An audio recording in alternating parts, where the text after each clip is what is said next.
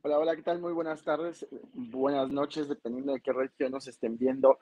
En esta segunda sesión de la segunda Semana Iberoamericana de Comunicación, Estrategia y Marketing Político. Es para mí un honor dar la bienvenida el día de hoy a esta segunda sesión de la CICEMAP y hacer una conexión con alguien de Angola que, si no me equivoco, y por lo que sé, está en Brasil.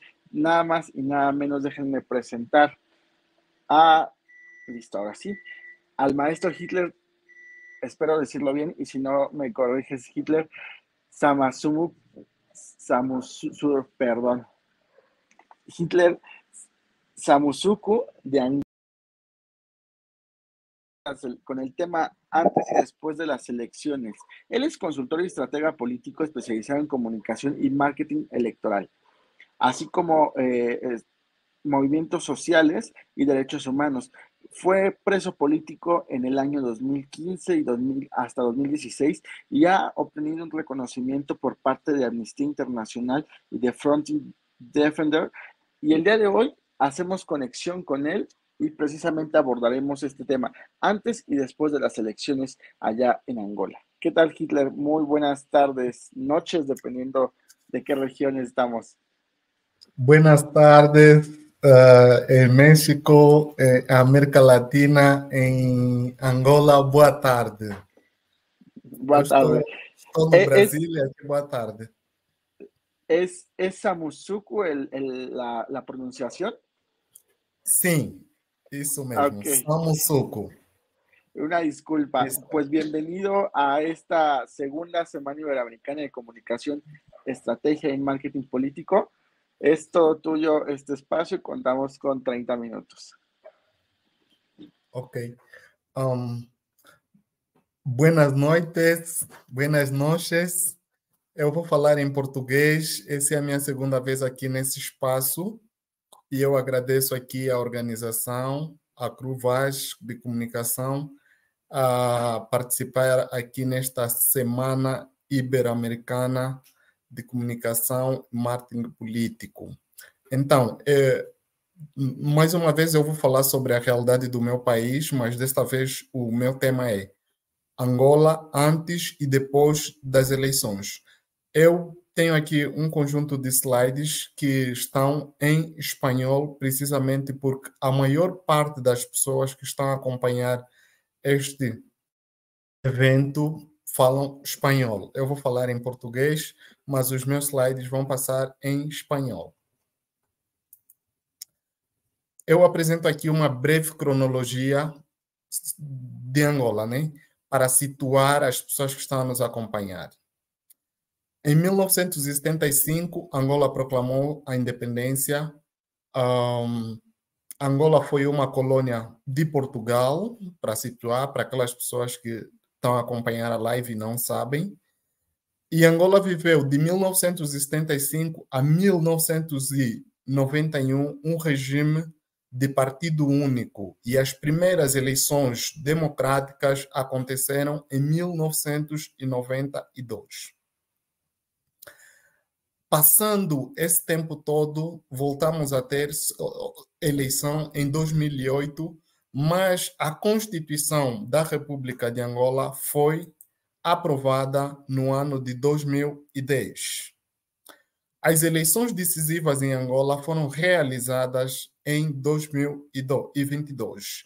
Nessas eleições, a sociedade ficou dividida entre a continuidade do regime que vem desde a independência e a ruptura com este regime que vem governando o país desde a independência. Então, as eleições aconteceram e o partido que continua a governar Angola desde a independência mantém-se no poder. E, curiosamente, passando um ano desde as eleições, desde as últimas eleições, o presidente deste partido foi surpreendido por uma proposta de destituição, impugnação ou impeachment, em virtude dos seus atos políticos, das suas práticas políticas que acabaram comprometer a sua imagem. Então vamos procurar compreender por que num curto espaço de tempo, a pessoa que venceu as eleições tem tanta impopularidade.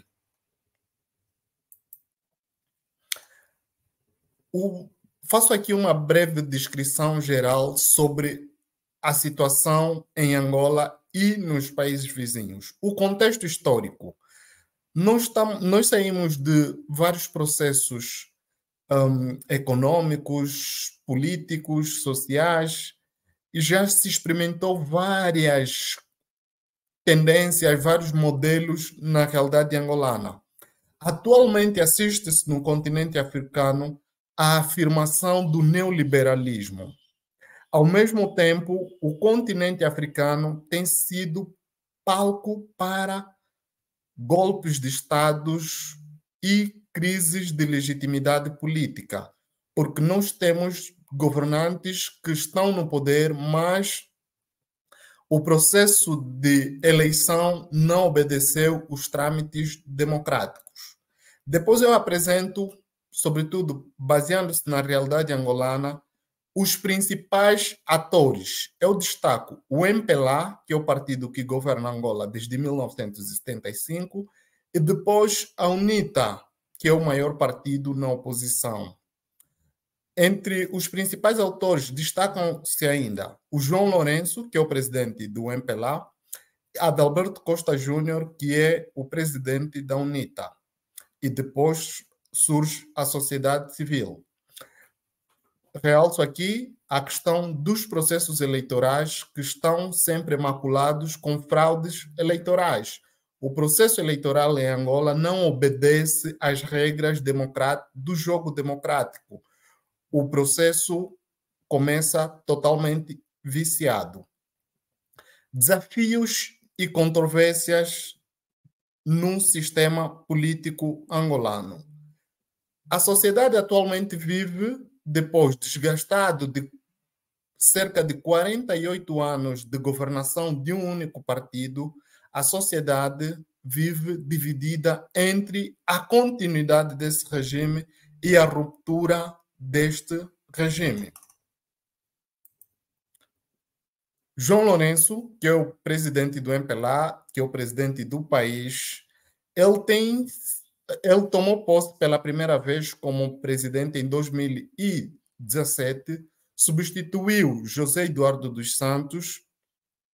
Ao tomar posse como presidente, João Lourenço levou a cabo um projeto de combate à corrupção e apresentou-se como alguém que está a inspirar-se ao Deng Xiaoping, o líder chinês. Mas a sua luta contra a corrupção fracassou porque foi confundida com a perseguição de algumas figuras dentro do próprio MPLA que ele não tinha simpatia. João Lourenço se converteu num presidente mais impopular da história de Angola. Atualmente conta simplesmente com o apoio do Banco Mundial e do FMI. Essas instituições de Bretton Woods vejam no João Lourenço aquilo que viram no Chile em Augusto Pinochet. Ou seja, a nível interno, João Lourenço não tem popularidade, não goza de popularidade, as eleições são fraudulentas, mas ele consegue, por via da sua força, por via do poder que detém, implementar medidas políticas de acordo com as pretensões neoliberais. Por esta razão, ele é visto como o melhor presidente para as instituições de Bretton Woods, tal como eu destaquei aqui, o Banco Mundial e o FMI. Mas a nível interno, João Lourenço encontra muita resistência porque ele não é carismático, ele não sabe dirigir-se para o povo e, ao mesmo tempo, demonstra a sua incompetência ao longo dos anos de governação. Este é o João Lourenço. Ele, antes de ser presidente da República, foi ministro da Defesa. A sua vida toda foi dentro do seu partido MPLA. Ele não tem uma vida fora da militância do MPLA. Então, tem certas dificuldades, por exemplo, de adaptar-se dentro de um quadro democrático, ou seja, viver no pluralismo de ideias. Na contramão, nós encontramos Adalberto Costa Júnior, que liderou a Frente Patriótica Unida, que é um grupo de três, formado por três iniciativas políticas. Por um lado, nós temos o Partido UNITA, por outro lado, temos o Partido Bloco Democrático e, por outro lado, temos o projeto político Para Já. Adalberto Costa Júnior surgiu como um fenômeno na política angolana. Por quê? O MPLA não tinha uma oposição à medida dos desafios que o país enfrentava. A presença do Adalberto Costa Júnior como candidato acabou por inviabilizar a forma como o MPLA, que é o partido do governo, olhava para a oposição. Adalberto Costa Júnior foi muito combatido, ele tornou-se presidente da UNITA em 2019, mas em dezembro de 2021, um congresso do seu partido foi anulado por via do Tribunal Constitucional, equivalente a Tribunal Eleitoral no Brasil. Este congresso foi anulado e ele foi afastado. Depois realizou-se outro congresso e chegou-se à conclusão que ele deveria continuar uma decisão política e foi então até as eleições de 2022. A Frente Patriótica é formada por três líderes com ideias ou tendências também controversas, né? Porque nós temos, por um lado, Abel Chivucovuco, que é um líder populista. Por outro lado, nós temos o Filomeno Vieira Lopes, que é alguém que milita na corrente esquerda, e a UNITA, que é um partido conservador. Então, esta é uma junção de populismo, conservadorismo e, por outro lado, a esquerda, né? Uma fusão bem assim, bem complexa, que tinha como propósito único vencer as eleições de 2022, mas infelizmente eles não conseguiram vencer as eleições pelas razões que foram apresentadas depois do próprio processo eleitoral, que foi acompanhado por reclamações. Os observadores internacionais não conseguiram dizer se as eleições foram transparentes, porque eles sabiam à partida que o processo eleitoral estava a ser mal conduzido. Para terem uma noção, o governo, por via do Ministério da Administração do Território, colocou de parte milhares de jovens que tinham dos 18 aos 24 anos, porque essa geração tem uma forma de encarar a vida política diferente dos mais velhos, porque esta não conhece o passado ou não está associado ao passado de guerra que o país viveu ao longo de muitos anos. E o Ministério da Administração, que conduz o processo eleitoral, acabou por incluir dentro da base de dados eleitoral mais de 2 milhões de mortos, ou seja, os vivos foram afastados da base eleitoral e os mortos ficaram dentro da base eleitoral para inviabilizar o processo. Eu trouxe aqui essa imagem que vocês vejam. Esses colchões que aparecem aí foram usados pelo o presidente deste partido, na oposição, neste caso, quando ele esteve a fazer uma viagem no interior de Angola, na província da Lunda Norte. Ao deslocar-se na província da Lunda Norte, o governo central informou o pessoal lá na província da Lunda Norte para não lhe permitir dormir nos hotéis daquela província.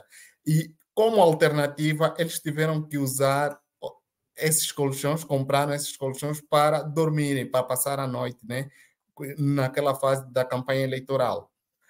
Vale também aqui destacar que o governo em Angola tem um monopólio dos meios de comunicação e a oposição que lhes resta são as redes sociais, com maior destaque o Facebook, o WhatsApp, o TikTok e o YouTube. em termos de liberdade da imprensa, nós em Angola estamos aquém daquilo que é desejável. A maior parte da população angolana é jovem e a maior parte da população, sendo jovem, também é desempregada. São os jovens que mais sofrem neste processo todo. E, consequência, os protestos aumentaram depois das últimas eleições. O governo está a criar estratégias para monitorar as organizações da sociedade civil e também tem um projeto em carteira que visa alterar ou mudar a lei de protestos, porque os protestos se constituíram uma verdadeira ameaça para o regime. Aqui temos uma imagem que ilustra o excesso de polícias num protesto em Angola. E vale também aqui destacar que depois das eleições de 2022, muitos angolanos abandonaram o país, foram em busca de melhores condições de vida na Europa, nas Américas, sobretudo no Brasil, e o número cresce cada vez mais. Há cada vez mais angolanos a abandonar o país em busca de melhores condições de vida. Saltei. Aqui eu tento espelhar a realidade de muitas pessoas, o sofrimento, que Angola é um país rico em termos de recursos naturais, mas infelizmente a má gestão tem condicionado ou tem colocado muita gente na pobreza. Um ano depois das eleições de 2022, o partido na oposição, UNITA, resolveu então abrir um processo de impeachment, um processo de impugnação do senhor presidente João Lourenço. Este processo está em curso e gera aqui as reflexões. Qual é a importância das eleições para o continente africano? Como é que as eleições funcionam no continente africano e quais são os efeitos pós-eleitorais? Qual é o impacto das eleições na vida das pessoas? Como nós vemos, as eleições em Angola estão longe de garantir a legitimidade política de quem governa. As eleições em Angola, como em muitos países de África, não passam de simulacros eleitorais que visam unicamente ludibriar a comunidade internacional de que existe um processo de democratização em África, mas também vale aqui destacar que a comunidade internacional fecha os olhos perante as atrocidades que acontecem em África. Estamos a assistir que em muitos países africanos, neste caso já temos 6, o Sudão, o Gabão, o Níger, o Tchad, o Burkina Faso, foram visitados ou são atualmente palcos de golpes de Estado. Golpes de Estado por quê? Porque esses líderes não representam não representam a vontade geral, não representam os interesses nacionais, estão lá para defender interesses de grupo e muitas vezes estão associados às antigas colônias. Angola é um país que foi colonizado pelo Portugal e Portugal continua ainda a desempenhar alguma influência em Angola, tal como no Sudão, no Gabão, no Níger. A França continua a desempenhar alguma influência. E o que está a acontecer atualmente em África é um processo de libertação, uma nova onda de libertação semelhante a que ocorreu no início dos anos 60. Aqui surge aquela necessidade de repensar a independência desses países. Os países africanos encontram-se amarrados de acordo com a Conferência de Berlim, na qual os países europeus repartiram os seus interesses e até hoje continuam a explorar o continente africano. Muitas graças. Qualquer pergunta, eu estou aqui para responder. Muchas gracias, Hitler. Ha sido una conferencia nutrida. Y pese a que ha sido en portugués, quiero destacar justo este comentario que está en español. Un gusto tener la conferencia, a pesar de que no comprendo al 100, me está capturando la presentación, dice Kevin. Justo hay otros comentarios. Dice, ay Dios, ya le moví. Aquí. Muy buenas noches, mi querida familia unida. Justo, muy buenas noches, querida familia unida. Les deseo una noche feliz, un abrazo fuerte, dice Cándido Sebastián Félix. Y bueno, estoy esperando si llega eh, alguna pregunta.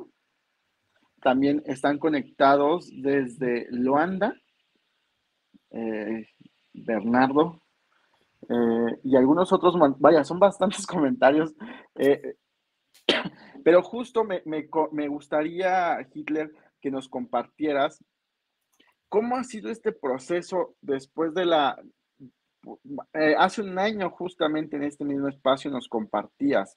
¿Cómo ha sido el proceso al que te has enfrentado una vez ya después de ser preso político, justamente por defender los derechos y las libertades del pueblo angolano? ¿Cómo ha sido la reinserción a la parte social?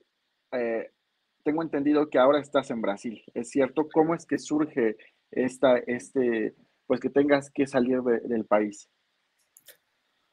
Depois das eleições, muitos angolanos abandonaram o país porque não há esperança, não há expectativa, não há um futuro a ser visto no horizonte. E as perseguições políticas aumentaram em Angola. Depois das eleições, muitos amigos meus foram presos, muita gente foi preso.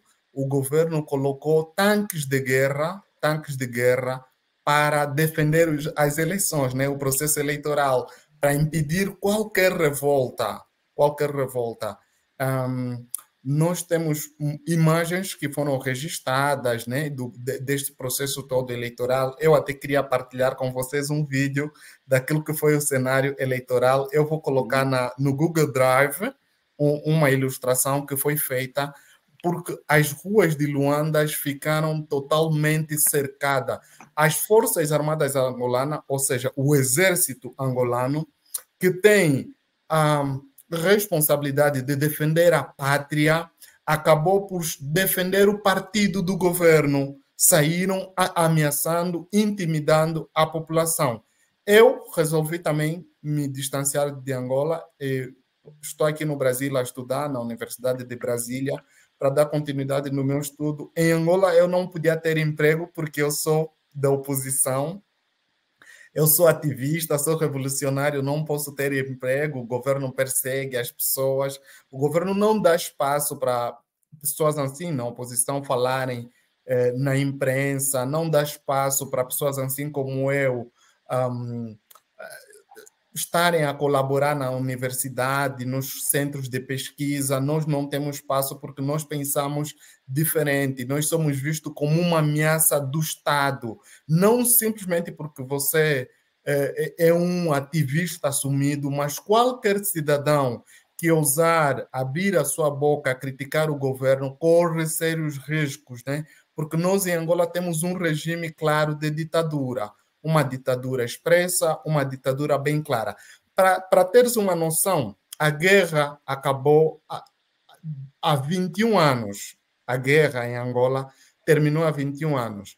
Hoje que nós estamos aqui a conversar, está a se discutir quem matou mais na guerra, está a se desenterrar os cadáveres, está a se cometer crime de vilipêndio, crime de profanação de cadáveres, porque o partido que está no poder, nesse caso o MPLA, ele usa todo tipo de estratégia para neutralizar os partidos que estão na oposição. Não é fácil ser oposição em Angola. Atualmente, nós estamos a caminhar para um bipartidarismo. Neste caso, nós só temos dois partidos fortes, nesse caso, o MPLA e a UNITA.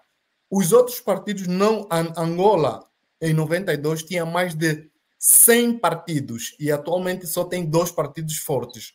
Todo o resto que ficaram, uns foram eliminados por via extintos por via do Tribunal Constitucional e outros foram desfeitos por ali.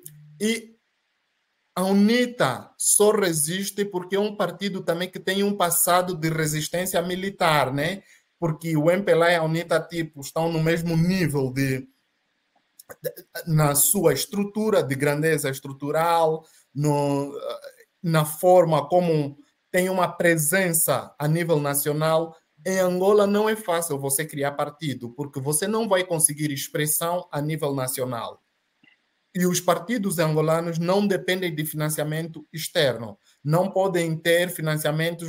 Quem financia os partidos é o próprio governo. E o MPLA é um governo excessivamente centralizado. Em Angola, não existe eleições municipais. No México chamam alcaides, né? Eleições regionais, Sí, municipais. Em Angola não existe. Em Angola só existe eleições para votar um partido. Você vota partido e o partido escolhe o sí, presidente. sí. Então, em termos democráticos, todos os rankings sobre democracia colocam Angola como um país que ainda está nesse processo embrionário, né? Ainda é muito difícil. Em Angola não tem empresas de marketing político, de consultorias políticas. Os estudantes que fazem curso de ciência política têm muita dificuldade de se inserir no mercado do trabalho porque são vistos, por um lado, como ativistas revolucionários, por outro lado, aquelas pessoas que não vêm por esse lado ou vão para o lado do governo, a sociedade veja ele como bajulador, aquelas pessoas que aparecem na televisão para facilitar a compreensão de alguns equívocos do próprio governo. Então, é muito difícil fazer ciência em Angola, é muito difícil ser opositor do governo, ter iniciativas associativas, não sei o quê. Há muita perseguição política em Angola. Infelizmente. Pues lamentable lo que sucede en Angola, porque pensaríamos, como bien lo dices, que la guerra ya terminó, pero desafortunadamente las secuelas que dejó este proceso violento siguen siendo repetitivas y atenta contra los derechos y contra la democracia principalmente, ¿no? En aquel país. Y como lo dices, creo que compartiste justo esa visión que, perdón, se desconecta de pronto eh, la gente que estudia ciencias políticas, la gente que le interesa la parte de las políticas, pues se ven atadas de manos porque el gobierno utiliza justo los instrumentos del gobierno para atacar a los propios o para cerrar las puertas a los propios habitantes de aquella región. Y bueno, Hitler, quiero, quiero aprovechar la oportunidad para hacer entrega de este reconocimiento. Crubas Comunicación y Hagamos Comunicación otorgan el presente reconocimiento al maestro Hitler Samusuku tras haber participado como conferencista en esta segunda Semana Iberoamericana de Comunicación, Estrategia y Marketing Político, organizado por la consultora Crubas Comunicación y el Centro de Capacitación Hagamos Comunicación. Se extiende el día de hoy, el día 5 de septiembre del 2023, lo firma tu servidor y va con el respaldo de Lina Carrizosa Consultores, la agencia de investigación política Hora Punta Marketing y el Instituto Peruano de Comunicación, Empresa y Sociedad. Hitler, muchísimas felicidades y de verdad Muchas gracias. mi admiración a tan fuerte labor que haces, tan grande labor que haces por continuar impulsando los derechos humanos, los derechos de la democracia y justo dar esta mirada que quizás se llega a cortar por la distancia física, territorial, pero que tú haces posible que es tu testimonio nos sirva y podamos comprender la situación y que realmente hay lugares a los que la democracia aún no llega y que hay que luchar precisamente o poner un poco del granito de arena para que llegue. Muchas gracias. Bueno, obrigado. Nos estamos viendo o nos estamos escribiendo próximamente, Hitler. Un abrazo. Un abrazo. Hasta luego. Bueno, amigos, ha sido Hitler Samusuku, precisamente nos ha compartido, él es de Angola, y les decía yo el día de ayer que había países invitados, pues bueno, Angola es uno de los países invitados de esta Semana Iberoamericana de Comunicación en Estrategia y Marketing Político. No se vayan, vamos a un pequeño corte y regresamos para presentar al siguiente conferencista que ya lo tenemos en sala.